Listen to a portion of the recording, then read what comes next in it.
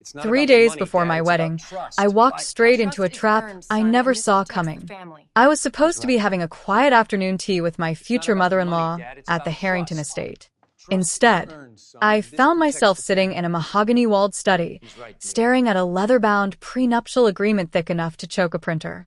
Across from me, Richard Harrington folded his hands like a judge about to deliver a sentence, while Victoria's smile gleamed sharp enough to cut glass. "Sign it today," he said evenly, "or there will be no wedding." They thought they had me cornered, just another modest girl lucky enough to marry into their empire. What they didn't know was that I wasn't the one who should be nervous. Stay with me, because what happened next wiped the smug right off their faces. And if you've ever had to prove your worth to people who underestimated you, you'll want to hear every word. Drop your thoughts in the comments, and if you love stories where the underdog fights back, hit like and subscribe. This is one you won't forget. I'd barely put my keys in my bag when Marta, the housekeeper, ushered me past the sunlit sitting room into a darker, heavier space I'd never been in before.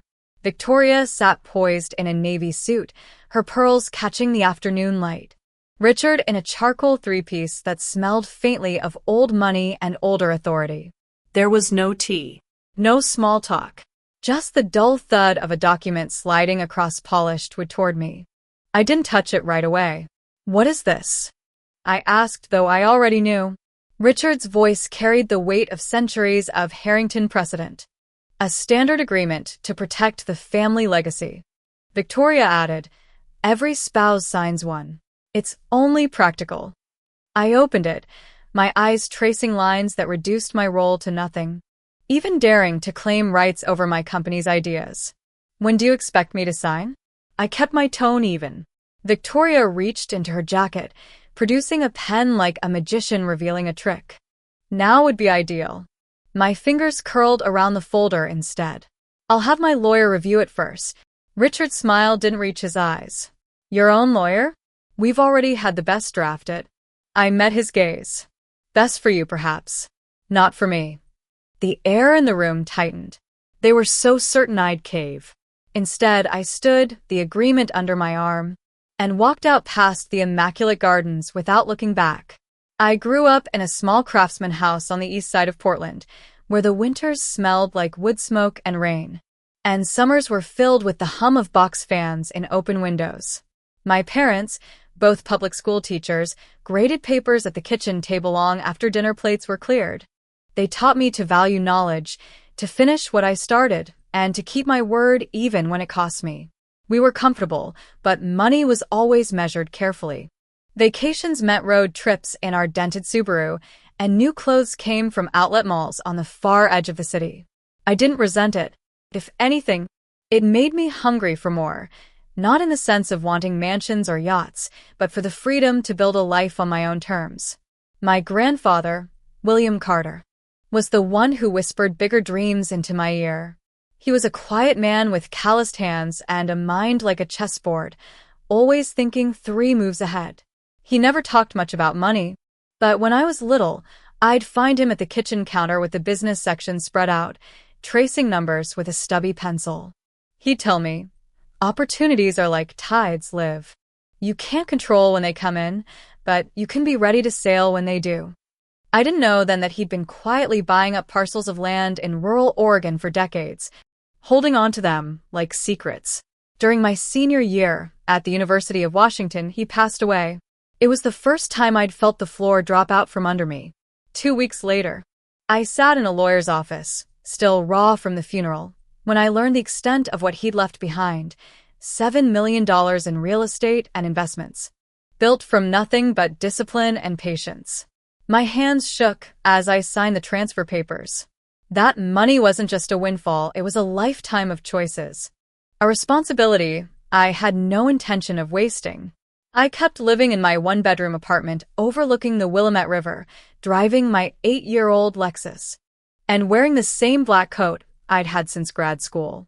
Outwardly, nothing changed. But inwardly, the gears started turning. I invested most of it, and with a small slice of the inheritance, I launched an education technology company focused on helping underfunded schools access modern learning tools. It was risky, exhausting work, long nights of coding, days spent pitching to skeptical principals. But by the time I turned 28, the company was valued at nearly $2 million. Very few people knew any of this. My parents, of course. Maya, my best friend since freshman year, who once stayed up with me for 3 straight nights to meet a grant deadline. And my financial advisor. That was it. I learned quickly that money changes the way people look at you, and not always for the better. I wanted relationships where respect wasn't tied to a balance sheet. So when I met Daniel Harrington at a fundraiser for rural education, I didn't lead with my bank account or my company. I noticed the way he listened, really listened, when a high school principal described losing 3 teachers in a single semester. I noticed that he didn't flinch when I challenged his opinion on education policy over the buffet table. We traded numbers, met for coffee, and one date turned into a dozen. By the time he took me to meet his family in San Francisco, I thought I had found someone who saw me for exactly who I was. What I didn't know then was that to the Harringtons, what they didn't see about me would be the very thing they thought they could use to their advantage. Daniel and I fell into each other's lives the way a favorite song sneaks into your head. You don't remember the first note, just the feeling it leaves behind. Our first real date wasn't a rooftop dinner or a wine tour. It was a damp Saturday hike in Forest Park, the sky low and gray, the trail slick with mud. He carried the thermos of coffee. I carried the sandwiches, and somewhere between the steep climb and the view over the city, I realized I was laughing more than I had in months. He had this way of making the air lighter without trying. From there, it became a rhythm we didn't name. Sunday mornings in my kitchen, him burning pancakes while pretending he knew what he was doing. Late nights on my couch, arguing about which decade had the best music, his hand draped over the back like it had always belonged there. We didn't talk about his family's money. And I didn't talk about mine. It wasn't avoidance, it was just not the point. 6 months in, he invited me to San Francisco to meet his parents. They can be particular, he said with a half smile, as if warning me without wanting to scare me. The Harrington estate rose out of Pacific Heights like it had been carved there before the city existed. White columns, wrought iron gates, and a view that could silence anyone. Inside, the air smelled faintly of lemon polish and something older, like history sealed in wood. Victoria Harrington greeted me in a cream silk blouse, her smile precise, her eyes scanning me the way an appraiser looks at a painting they're not sure is authentic. Richard's handshake was firm but distracted, his gaze already sliding past me to his son. Over dinner, Victoria's questions came wrapped in compliments. University of Washington? A fine school, she said, lifting her wine. Did you find the scholarship program sufficient? I answered politely, aware of the slight arch of her brow. Richard asked about my company, then pivoted quickly to a story about a high-profile case, the kind that made headlines, leaving me on the edge of the conversation. Daniel noticed, I think, because his hand found mine under the table. But he didn't push back. Not then. After dessert, Victoria walked me through the garden. The city lights glittered beyond the hedge. Daniel's happiness matters to us, she said, pausing by a marble fountain. And stability is important in marriage. I'm sure you understand. Her tone was pleasant, her meaning not. I smiled, thanked her for dinner, and kept my thoughts to myself. That night, in the guest room with its perfect linens and silent walls, I lay awake listening to the distant hum of the city.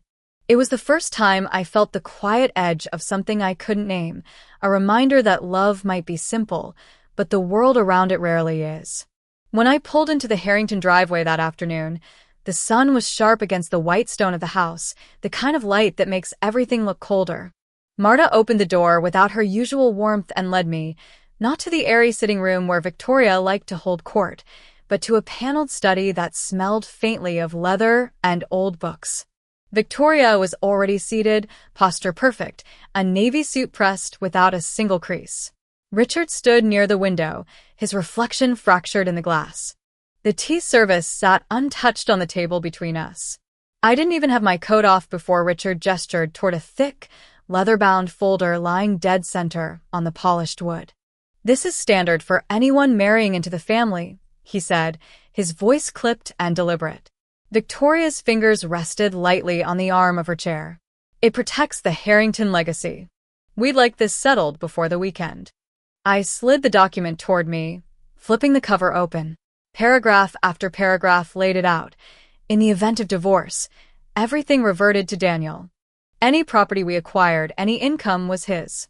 And then, buried halfway through, a clause about intellectual property. Anything I created during the marriage could be claimed as a marital asset. My throat tightened. This is one-sided, I said, my voice even. It's prudent, Richard replied. Your company is charming, but this is about substantial holdings. Victoria leaned forward slightly, a soft smile curling at the edges. We've invested generations building this. Surely you understand the need for protection. I closed the folder, resting my hand on it. When does this need to be signed? Today, she said, producing a pen from her jacket pocket. The wedding is in 3 days. Better to have it behind us. I'll need my lawyer to review it first. Richard's brow lifted. Your lawyer? Our family attorney is the best in San Francisco. Best for you, I said, meeting his gaze. Not for me. For a moment, the room was silent except for the faint tick of the grandfather clock. Then Victoria's smile cooled. Olivia, this is simply the way things are done. We wouldn't want a misunderstanding to cloud the joy of the wedding. Then you won't object to giving me 24 hours. Richard stepped away from the window, buttoning his jacket. We'll give you until 9 tomorrow morning. Sign, or we cancel the wedding. I rose, the folder in my hands heavier than it should have been. Then I guess we'll have our answer tomorrow. As I walked past them toward the door, I caught Victoria's voice, low and certain. She'll sign. Where else is she going to find a match like Daniel? The chill in my chest told me they believed every word. And for the first time, I wasn't sure whether to laugh or prove them wrong. The city blurred past my windshield, all glass and steel dissolving into gray. I kept one hand on the wheel, the other gripping that folder, so tightly the edge cut into my palm. At the first red light, I could still hear Victoria's voice in my head, smooth as silk and twice as cold. My phone buzzed on the passenger seat, Daniel's name glowing on the screen. I let it go to voicemail. By the time I pulled into my building's garage, my eyes were stinging.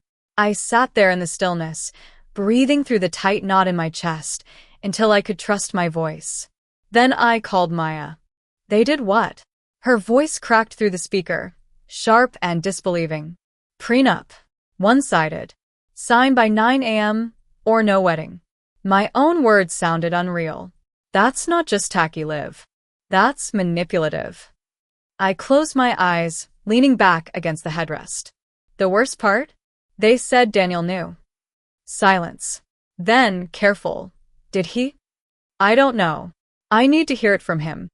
Upstairs, I set the folder on my coffee table like a piece of evidence and stared at it. The apartment felt smaller than it had in years, walls pressing in. I dialed Daniel. He picked up on the first ring. Thank God. Mom said you left upset. What happened? What happened, I said, keeping my tone steady, is that your parents ambushed me with a prenuptial agreement and gave me less than 24 hours to sign it. They also implied you were completely aware. The pause was long enough to hear my own heartbeat. I knew there'd be a prenup, he said finally. I didn't know they'd handle it like that. So you did know, I pressed. I was going to bring it up. I just didn't want to add stress right before the wedding. I laughed, but there was nothing warm in it. So, you let them blindside me instead? It's just a document. Live standard. Did you read it? I glanced. They claim rights to my company. My ideas. That's not standard. He exhaled, the sound fraying at the edges. I'll talk to them. Talk to them? Daniel, you need to decide. Are you standing with me, or are you standing with them? That's not a fair choice, he said quietly. They're my family. I'm the woman you're supposed to marry in 3 days. The line was silent for a beat too long. I ended the call before I could hear another excuse. For a moment, I just sat there. Phone in my lap, the city noise drifting up from the street below. Then something in me shifted. The sadness receded, replaced by a clarity so sharp it almost hurt. It's not about the money, Dad. If they It's wanted to about make this about trust. power, Right. they were Trust about is to learn earned, I had son, and more this than they protects the thought. family. I barely slept. By the time the first about hint the of money, light Dad. It's touched about the blinds, trust. I was Trust already is dressed. earned, son, and Hair this pulled protects the back, family. coffee cooling untouched on the counter. At 6:45, I was in my office downtown, the prenup spread open across the conference table. Every clause felt like a red flag, and I marked them in angry strokes of red pen. Harold McKay arrived at exactly 7, his overcoat still damp from the morning fog. He shook my hand, his grip firm, eyes narrowing when he saw the document. "You never mentioned a prenup," he said, setting his leather briefcase down. "There wasn't one, until yesterday." I slid the folder to him. "They gave me until 9 a.m. today to sign it or cancel the wedding." He adjusted his glasses, scanning each page with the precision of a surgeon. His frown deepened. One of the most aggressively one-sided agreements I've seen in 40 years. He tapped a section halfway through.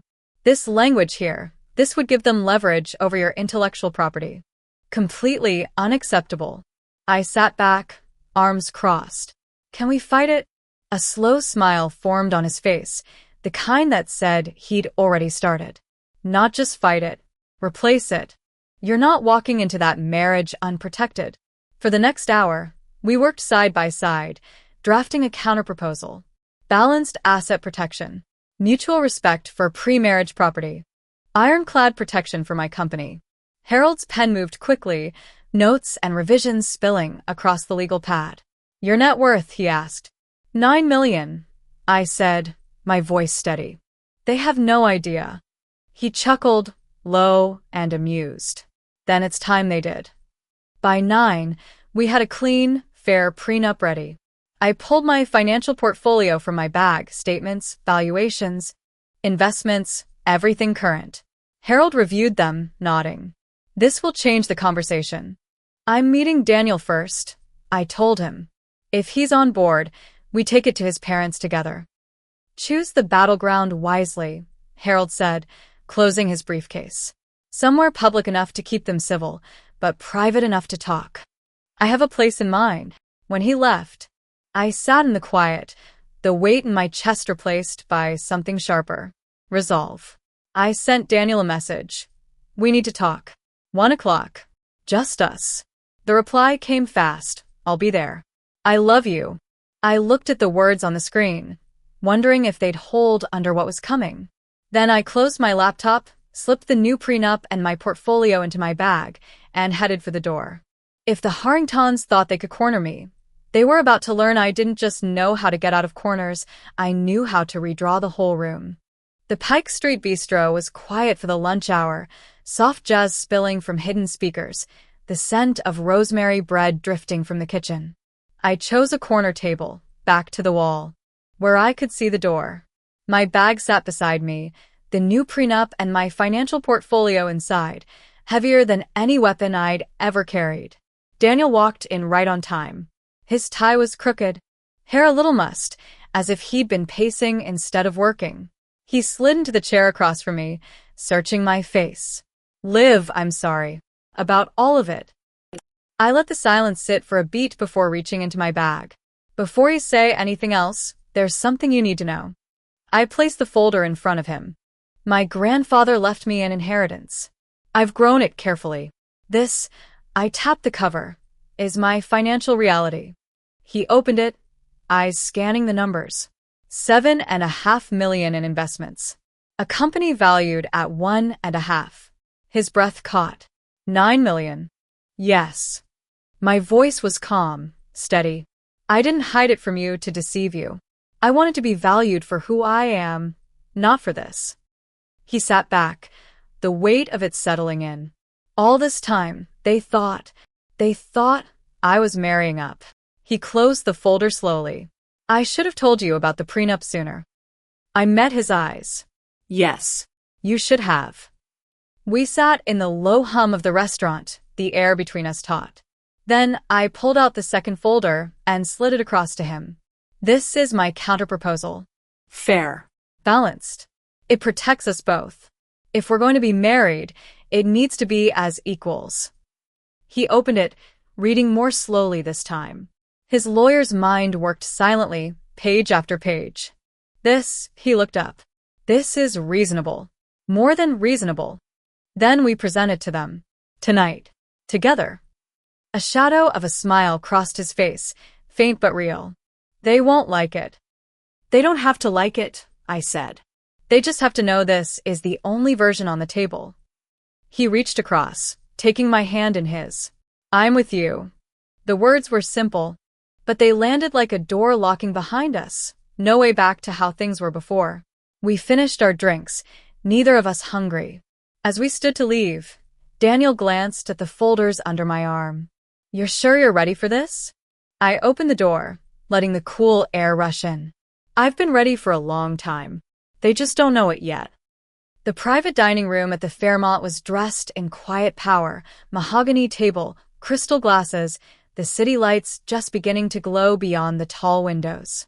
Daniel and I arrived early, settling at one end of the table with the two folders placed neatly between us.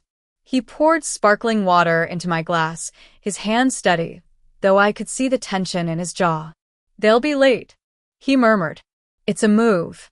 Always has been. He was right. At 16 minutes past, the door opened and Richard stepped in first, charcoal suit sharp, expression sharper. Victoria followed. Draped in deep green silk, her diamond earrings flashing each time she turned her head. Daniel, she said warmly, brushing his cheek with the air of someone performing for an audience. Her glance toward me was cool, almost bored. So, have we come to a sensible decision? I gestured to the chairs across from us. Please sit. We have much to discuss. Richard didn't bother hiding his impatience. We've already discussed it. Sign and we can all move on. Daniel leaned forward, voice level. We reviewed your prenup. It's unacceptable. Victoria's lips parted in a soft gasp, like she'd just been told the soup was cold. Unacceptable? Daniel, your brother and sister. Married people from the same world. He cut in. This is different. I opened my leather portfolio, sliding the new agreement across the table. This protects both families equally. Richard barely glanced at it. That's not what we agreed to. It's what's fair, I said, and then I laid the financial statements on top. My net worth is $9 million, $7.5 million in investments from my grandfather's estate, $1.5 million in my company's valuation. I believe that qualifies as a legacy worth protecting. For the first time, Victoria's composure wavered. That's impossible. You drive a 5-year-old Lexus. I value substance over display. Richard picked up the statements, scanning the numbers with a lawyer's focus. His voice was quieter when he spoke again. These appear legitimate. Daniel's gaze stayed locked on them. Any changes you propose must keep the balance intact. This is an open season to rewrite it back in your favor. Silence stretched, broken only by the muted clink of glass as a waiter refilled our water. Finally, Richard set the papers down. We'll review and respond by tomorrow afternoon. That's fine, I said. The wedding's in 2 days. We'll need your answer before then. Victoria's eyes met mine, no smile this time. Perhaps we've underestimated you. I held her gaze. Perhaps. When they finally left, Daniel let out a slow breath, his hand brushing mine under the table. We'd just redrawn the line and they knew it. The vineyards in Napa rolled out beneath a soft morning haze, the air carrying that faint sweetness of grapes and earth. Inside the bridal suite, Jenna fussed with the last pin in my hair while my mother straightened the hem of my dress. The sleek fabric felt like armor now, not just something beautiful. A knock came at the door. When it opened, Victoria stood there in pale blue, her usual steel softened. May I have a moment? She asked. Jenna and my mother exchanged a glance, then slipped out. Victoria stepped closer, her eyes sweeping over me in a way that wasn't appraising this time. You make a beautiful bride, she said quietly. And I owe you an apology. A real one. I misjudged you, Olivia. I let my assumptions get in the way of seeing who you are. She reached into her clutch and brought out a small velvet box. Inside lay sapphire and diamond earrings, delicate but strong in design. These belonged to Daniel's great-grandmother. She married into this family under similar skepticism. She went on to save the family business during the Depression. I think you'll understand why I want you to have them. The weight of the earrings in my palm felt heavier than the stones themselves. I removed my own studs and let her fasten them. For a moment, our eyes met in the mirror, two women acknowledging the quiet truce between them. "Welcome to the family," she said, and there was no edge in it this time. Minutes later, my father appeared, eyes misting as he took my arm. Outside, the music swelled, guests rising to their feet. And when Daniel turned to see me walking down the aisle, the look in his eyes, clear, unwavering, was all I needed to know we had won more than just a negotiation. 6 months later, the rhythm of our life felt entirely our own. The Harrington estate was still there, looming in the background, but it no longer cast a shadow over our home in Sausalito, a place we'd chosen together, bought with both our names on the deed. The sun poured through wide windows in the mornings, spilling across the kitchen where Daniel made coffee and I checked emails from my team. The new boundaries we'd set held. Sunday dinners at the estate happened once a month, not weekly, and when Victoria hinted otherwise, Daniel simply reminded her, without apology, that our marriage came first. She adjusted, slowly, surprising us both. Richard showed his approval in his own way. He called to ask for my input on a tech upgrade for the family firm, listening without interruption as I outlined my recommendations. When my company secured a contract with a San Francisco school district, he sent a brief but genuine congratulations. We made decisions together now, investments, travel, even which projects to take on. There was no scoreboard, no silent tally of who brought what to the table.